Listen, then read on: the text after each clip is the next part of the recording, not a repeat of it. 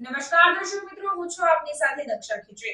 સમાચારમાં વાત કરીએ તો ભારતીય જનતા પાર્ટીના રાષ્ટ્રીય અધ્યક્ષ જેપી નડ્ડાએ દાહોદમાં જંગી વિજય સંકલ્પ સભાને સંબોધી કોંગ્રેસ પર કર્યા પ્રહાર। દાહોદ જિલ્લાના છાપરી ખાતે ભાજપ કાર્યાલય કમલમ પાસે ખાલી પ્લોટમાં ભારતીય જનતા પાર્ટીના રાષ્ટ્રીય અધ્યક્ષ જગત પ્રકાશ નડ્ડાની જાહેર સભાનું આયોજન ભારતીય જનતા પાર્ટીના સાંસદના ઉમેદવાર જશવંતસિંહ ભાભોરના પ્રચાર અર્થે રાખવામાં આવી હતી। આ જાહેર સભામાં જેપી નડ્ડા દ્વારા વડાપ્રધાન મોદીની પ્રશંસા કરતા જણાવવામાં આવ્યું કે આજે વિશ્વ ફલક ઉપર ભારતનું નામ થયું છે તો તેનો શ્રેય આપણા વડાપ્રધાનને જાય છે। તેઓએ હંમેશા ગરીબ, પીડિત, શોષિત, વંચિતો માટે વિવિધ યોજનાઓ થકી તેઓની તમામ ક્ષેત્રે ચિંતા કરી છે। તેઓ હર હંમેશ તેમના માટે સતત કાર્યો કરતા રહ્યા છે અને આ લોકોને મુખ્ય ધારામાં લાવવા માટે પ્રયત્નશીલ છે।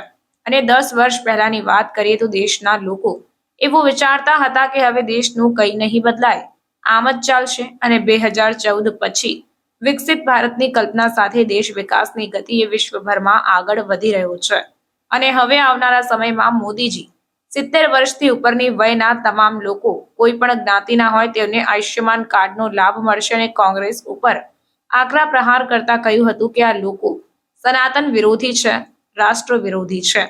આ સભામાં લઘુમતી મહિલાઓએ ઉપસ્થિત રહી અબ કી બાર 400 પારના નારા સાથે જશવંતસિંહ ભાભોરને જીત અપાવી મોદીજી માટે એક કમળ અમે દાહોદથી મોકલીશું તેમ જણાવ્યું હતું। આ કાર્યક્રમમાં દાહોદ જિલ્લા ભાજપ પ્રમુખ શંકરભાઈ, રાજ્યમંત્રી બચુભાઈ, જશવંતસિંહ ભાભોર, પ્રભારી સતીશભાઈ, ગોરધન ઝડફિયા તથા અન્ય મહાનુભાવો અને મોટી જનમેદની ઉમટી પડી હતી।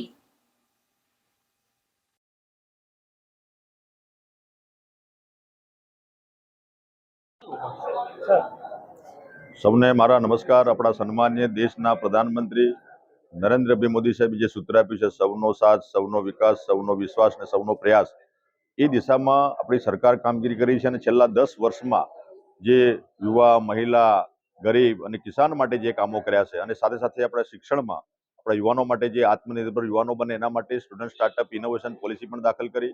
અને મને કહેતા આનંદ એ થાય છે કે આપણા દાહોદ જિલ્લો છે એમાં પણ 9 જેટલા આપણા યુવાનો આજે ઇનોવેશન કરી રહ્યા છે। એમને પણ રાજ્ય સરકારે બજેટ આપ્યું છે એટલે આજનો જે યુવાન છે એ રોજગારી મેળવવા માટે અભ્યાસ કરતો નથી પણ રોજગારી આપવા માટે એ પોતાનું ઇનોવેશન, પોતાનું સંશોધન રજૂ કરે છે।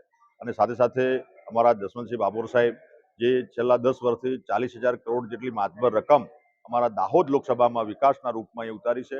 અને જે જનરલી વિકાસ છે, પાણી અમારા માટે જે દુઃખદ પ્રશ્ન પાણીનો હતો, કરણાથી પાણી દાહોદ અને આપણું સંતરામપુર, કરણા, જાલોદ થઈને દાહોદ સુધી પહોંચ્યું અને નર્મદાનું પાણી પણ પાટા ડુંગરી સુધી લાવ્યા છે અને આવનારા સમયમાં સિંચાઈનું પાણી દરેકને મળે એના માટેનો રાજ્ય સરકાર અને કેન્દ્ર સરકારનો અભિગમ છે અને આવનારા સમયમાં દુકાળ ભૂતકાળ બને એ દિશામાં અમારી રાજ્ય સરકાર અને કેન્દ્ર સરકાર આજે ડબલ એન્જિન સરકાર કામગીરી કરી રહી છે અને એમાં અમારા દાહોદની જનતાએ, દાહોદના લોકસભાના તમામ મતદારોએ આજે નક્કી કર્યું છે કે 7મી તારીખની બધા ઇંતજાર રાહ જોઈને બેઠા છે કે 7મી તારીખ આવે અને ભારતીય જનતા પાર્ટીના ઉમેદવાર સન્માનીય જશવંતસિંહ ભાભોર સાહેબને જંગી લીડથી જીતાડવાનો સંકલ્પ કરીને જનતા જે કે છે અમારા જેપી નડ્ડા સાહેબ આજે અમને બધાને માર્ગદર્શન આપવા માટે આવ્યા હતા।